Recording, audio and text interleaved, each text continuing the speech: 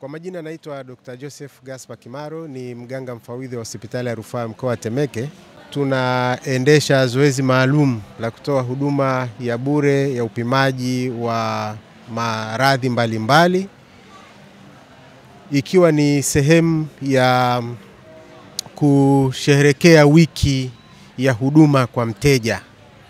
Lakini katika wiki hii pia ya huduma afya, napenda ni watangazie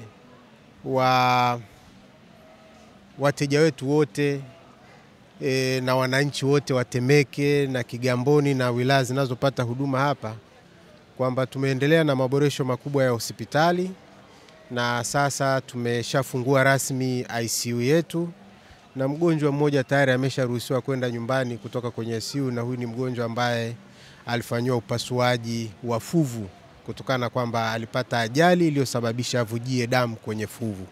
Kwa hiyo kwa mara ya kwanza hospitali ya rufaa mkoa wa Temeke tumeweza kufanya upasuaji wa fuvu kwa kushirikiana na hospitali ya mifupa ya Moi, na hii ni kutokana na timu ya katibu mkuu ambaye aliweza kuielekeza aweze kufika hapa na kufanya mafunzo maalum, na tayari sasa wataalamu wetu wataendelea kufanya hizo upasuaji wa mafuvu.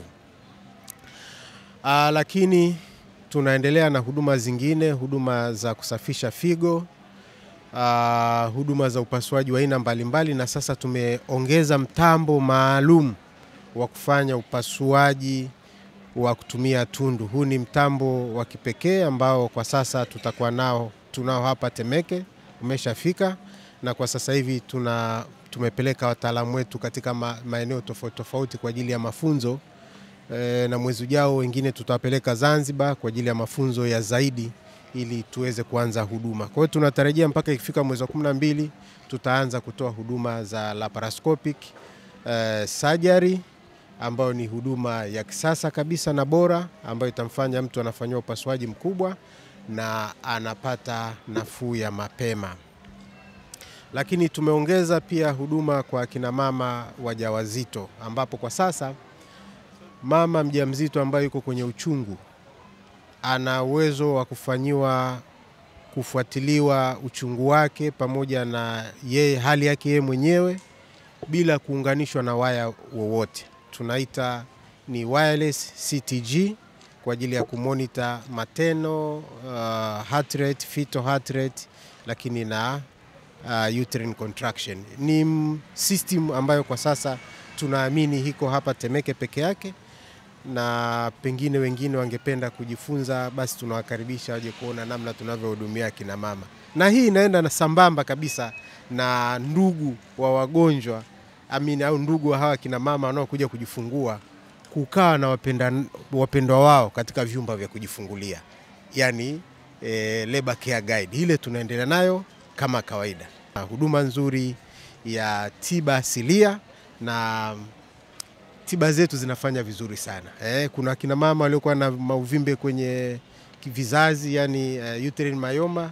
Mwanzoni ilikuwa inafahamika lazima ufanywe upasuaji, lakini sasa hapa zipo dawa ambazo zimethibitishwa na ziko chini ya NIMR. Wakina mama hawa wamezitumia na wamepata nafuu. Tunaahirisha operation hizi, hatufanyi tena operation ya kuondoa myoma. Zipo dawa. Kwa hiyo baadhi ya kina mama wanarespondi vizuri, wengine ambao wanarespondi vizuri basi tunaendelea na kufanya upasuaji. Lakini nitoe rai kwa Watanzania sasa kwamba waendelee kuitumia hospitali yao ya rufaa mkoa wa Temeke, waendelee kuiamini hospitali yao ya rufaa mkoa wa Temeke, kwa kuwa serikali imewekeza na kama hospitali tumewekeza, na tunajua sisi kama jukumu letu ni kutoa huduma, na tuko tayari kuzitoa huduma kurejesha kwa kile serikali ambacho tayari imeshawekeza kwenye hospitali hii. Kuanzia sasa tutaendelea na kufanya upasuaji wa fuvu kwa sababu ni upasuaji wa kuokoa maisha. Hadi sasa upasuaji wa fuvu umeshafanyika kwa wateja takriban 7.